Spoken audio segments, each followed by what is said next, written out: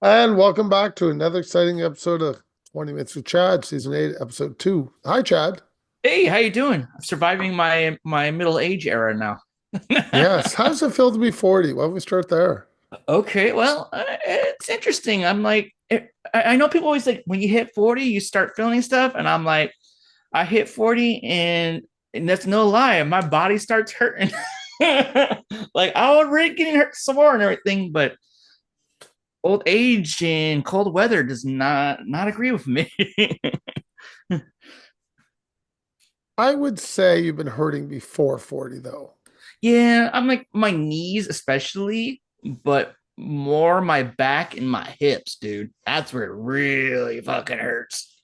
Am I allowed to address the end of a long-term friendship, or you're not going to Yeah, cover yeah, it? you can, dude. It's over, man. It's done. It's done skis. I don't give a crap. Like I said, 15 plus years and they couldn't figure out. Yeah, they ghosted me for like 3 months. I didn't never heard back from her or anything. I asked her like that I did like I sent her a happy Thanksgiving, nothing. Sent a Christmas, I was like, nothing. I was just like, hey, are we still friends? Nothing. So I'm taking that as, you know what? No one likes her anyways. She's a shit person, and I was giving her the benefit of the doubt. Well, So I'm shocked you said that. She used to be your best buddy. I'm not going to let you go that bad. no. It's just like I'm like, listen, I don't judge people. I accept people who they are. I'm not going to change them. I do care about her, but all her friends in her life fucking bail because she's not nice. She's not a nice person. So it's just like it kind of sucks, but that's the truth. I'm like, people are like, oh, what if you guys get back to like be friends again? I'm like, nah, I'm kind of done. Like I said, I I didn't do anything wrong.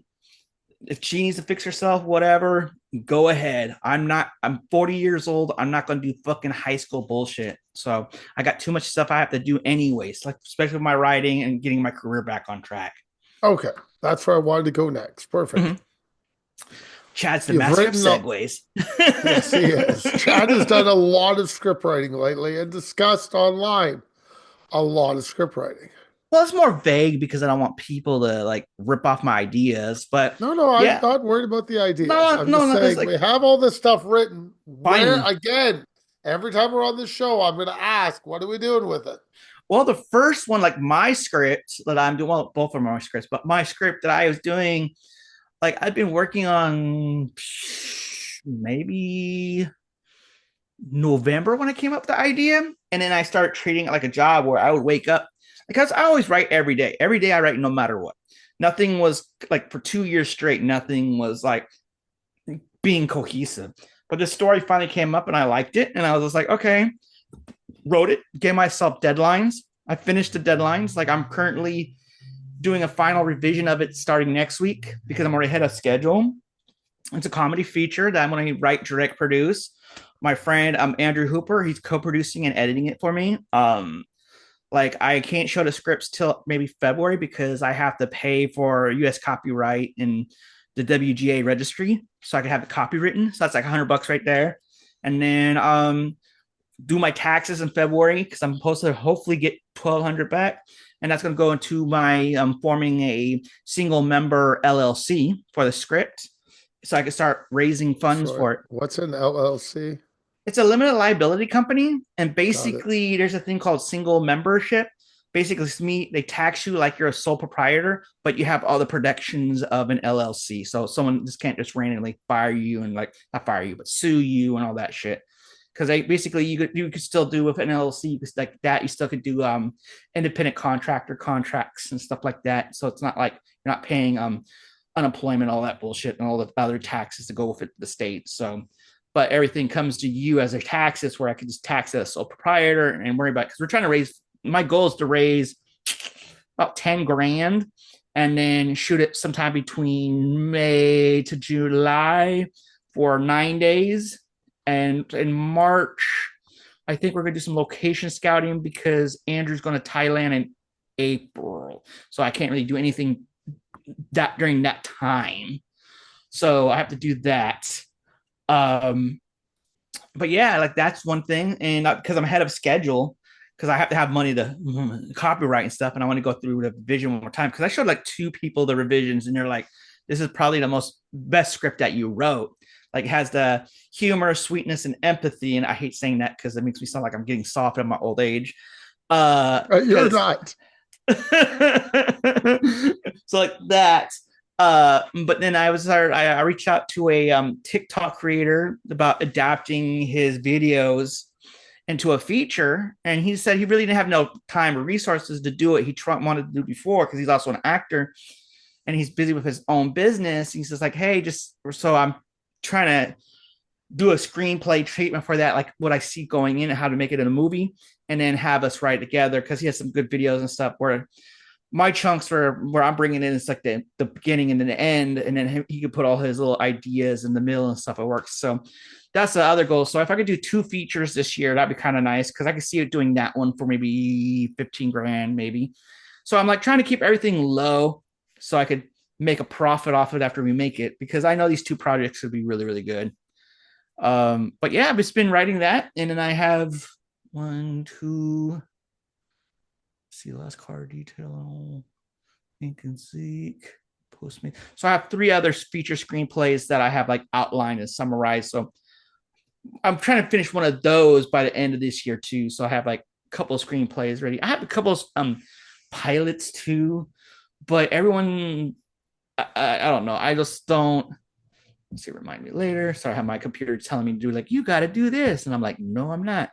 But it's just like I have a couple pilot ideas too, but I want to get right now. I'm on the roll of feature films, and I need to do a feature. Like I'm at that point where I'm like, okay, I need to do a feature that's cheap, and the one that I wrote, I feel like it's going to really be a good movie. And we're trying to find free locations and resources where I'm up in Northern California, so we have less red tape. It's not going to be union.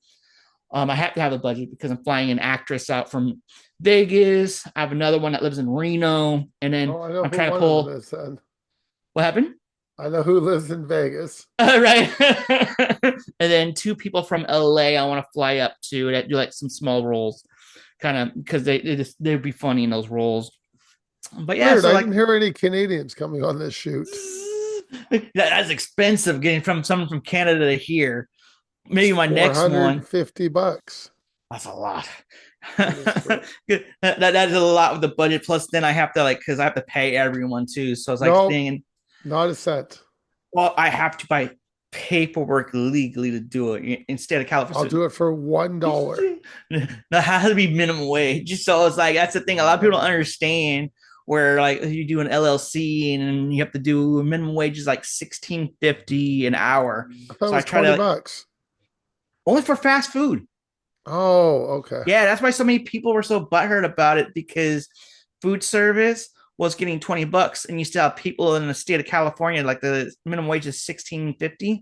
So you have companies trying to, Jew the system where they're only paying like paramedics and firefighters sometimes if they're not union only 18 bucks. So we're flipping burgers making more than paramedics and shit, which is ridiculous, but I'm so yeah. still, listen, I'm Canadian. I don't have my work visa. You just fly me in, I do the gig, and I leave. You don't have to pay me.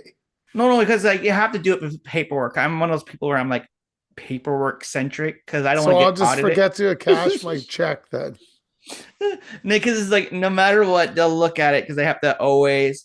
You don't have to. There's loopholes and stuff. But like I said, I'm so on an up and up with business because I've seen people who done it and then they try to sell the movie, and then if it's being audited by the IRS, so you have like things like that where you have to, and if you have the SEC. So like I dealt with these things with other people's productions because they always brought me on because I'm a Capricorn, where it's just like I'm very good with the business side of things. And that's why they always bring me on because I sit down like, okay, this is not going to work. They're going to find you here. They're going to have this needs to be paid for. And a lot of people don't, uh, they don't, they always think of the art and not the business, where it's like there's the art versus the entertainment. This is a career. So I treat it like a job. Sort of what I did with my writing, where I was like, you know what? I'm treating this like a job and putting deadlines and this, and it been consistent, which I was like kind of surprised, where I was like, I'm literally boom, boom, boom, boom, boom. So it's because like there's other things I want to do too, where like I'm trying to like figure out podcasting stuff. I want to be a little more consistent on that. Um, I want to do a sketch comedy podcast. I haven't figured out. I have a title for it. I haven't really figured out the format right for it, really. Trying to think what else. Like I said, the TV pilots. I really haven't done stand up. There's really no, I don't have a car to go to Sacramento, San Francisco to do it because like 45 minutes each way. So I was like, it's not gonna happen. And there's still people who are still booty tickled that I've known back in 2011, 2012 that don't like me, and I really don't like them either. So I'm like in their running rooms. I'm like, why would I want to do open mics or showcases at your shithole mic kind of thing? I know it sounds kind of bad, and they're like, you have to network, and I'm like, no, I don't. No, I don't. I don't like you. You don't like me. Fuck you guys, kind of thing. And it's almost similar with the film scene up here, where it's just like I'm finding a lot of older ones I've worked with that I'm still like good terms with, and bringing them board with them on board because I've been hitting people I did like films like back in 2007 or 2007, yeah, because it was like 2007 where I'm like films like that where they're still kind of in the film scene but not, and kind of bringing them along too, like, hey, doing a feature, but then they're like, oh, okay. Like I said, I'm filming up here, so me and Andrew, we know even Chester's going to come on board too, where it's just like we kind of like have all the free access and resources up here.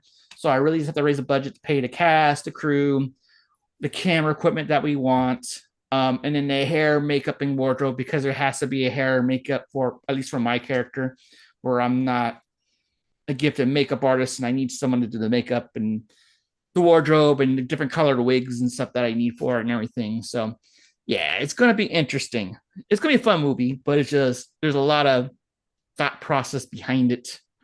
So, but yeah, it's just like that's pretty much my life. Go to work, come home, write, do business stuff, and that like back go to back by my bestie, where it's just like I don't have that time dealing with that drama and BS, and I have more time to focus on that and use it as a tool to like fuck these bitches to make my stuff. So Okay, I can ask my next question now. How are you raising the funds for this?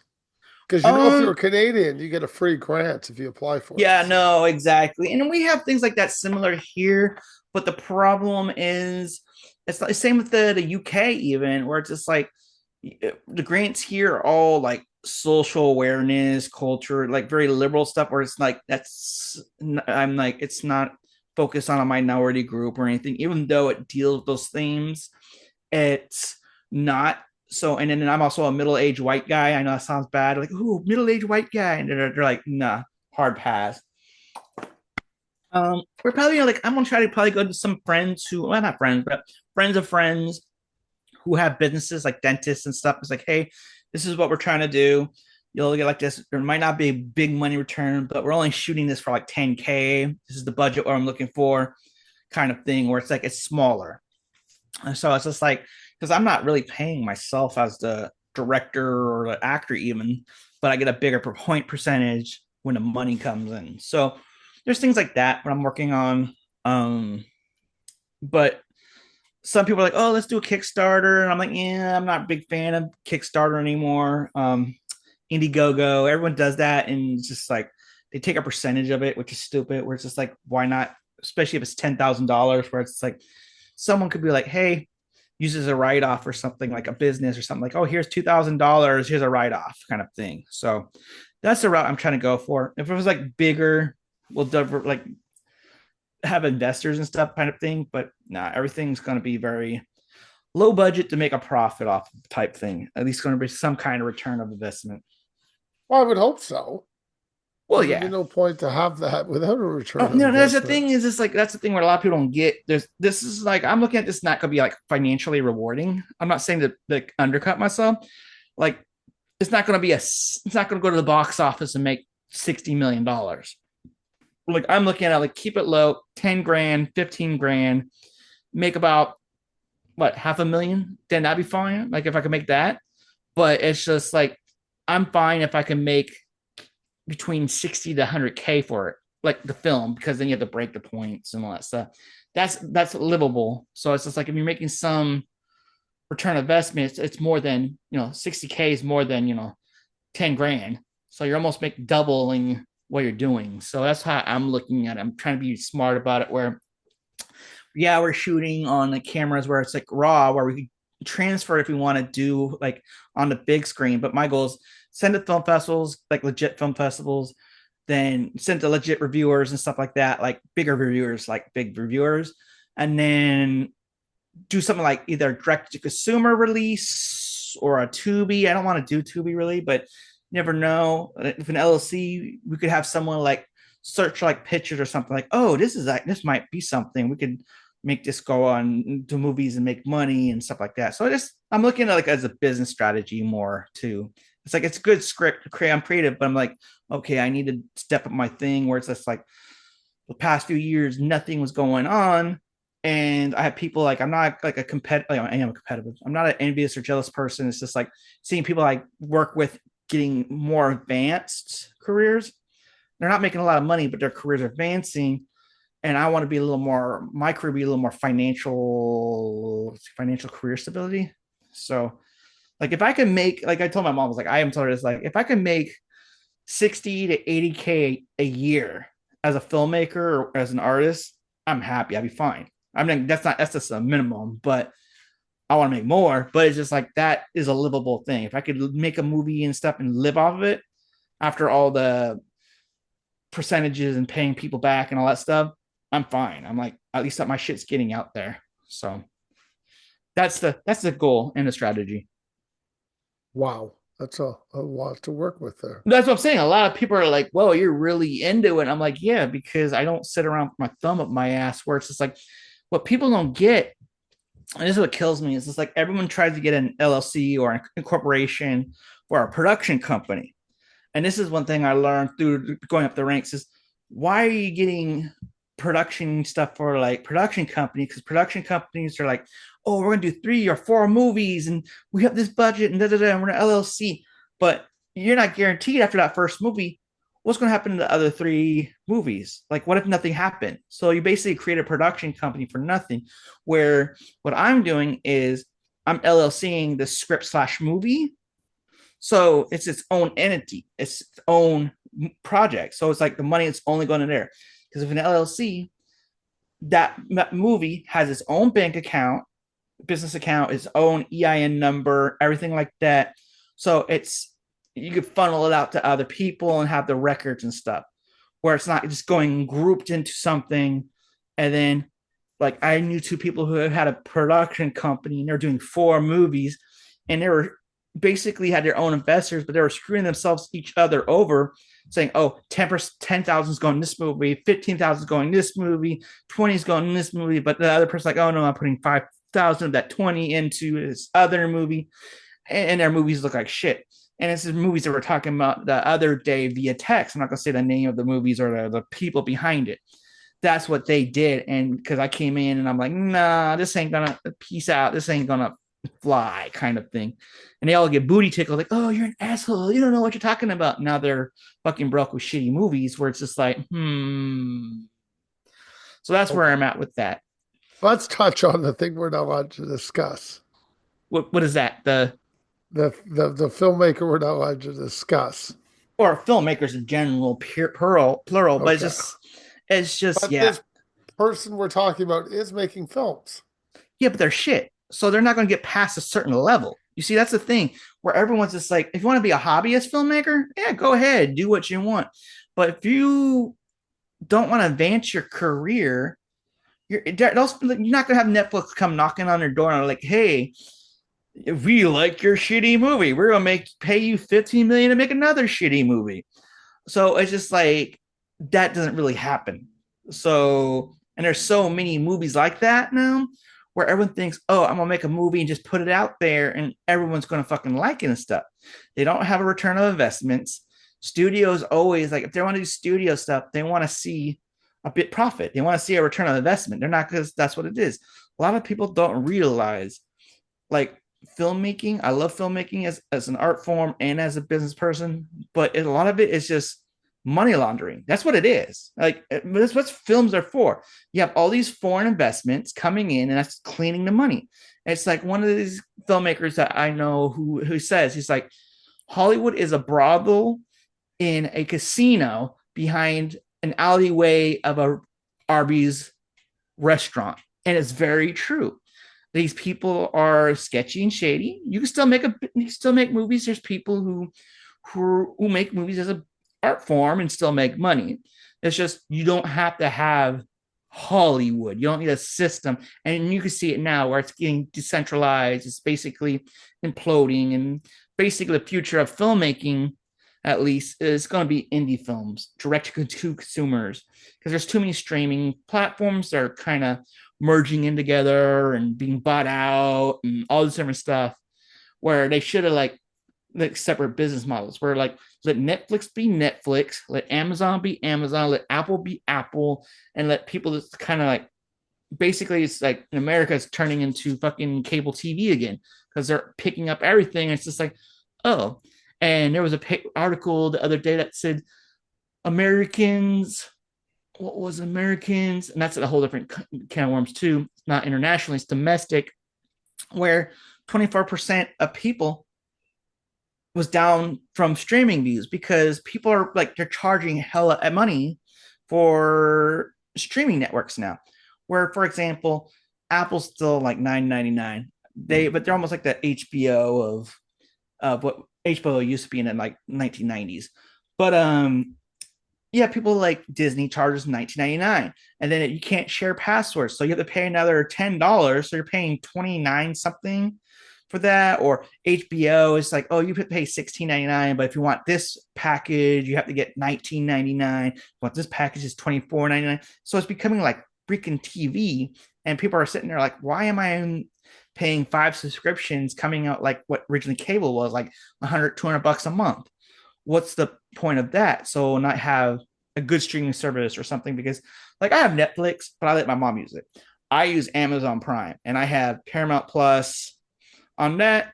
I do have Peacock. I'm probably gonna get rid of that pretty soon because just I don't watch a lot. I watch some British stuff. That's it. And then I watch HBO. Well, it's not called HBO. I watch Max for certain TV shows and stuff and everything. So, but that's even going to change where Zaslav will basically he's going to separate the movie and the TV thing. So he's going to try to separate and have 2 different streaming services. And I'm like, no one's going to fucking watch it. He wants to have focus streaming on that and streaming on TV. And I'm like, when that happens, I'm deleting that subscription because I'm like, I'm not going to fucking do that. I'm going to get rid of freaking Peacock and just watch Amazon, because Amazon lets you pick the packages you want, because Amazon don't make their money off of entertainment. Same with Apple TV. And Netflix just licensed everything, which was like genius on that. But everything else, they kind of like jerk it off. That's what's going to happen. It's going to be 3 things. Like TV back in the day, it's just 3 networks: Netflix, Amazon, and Apple. That's what I can say. All right. Shadows out.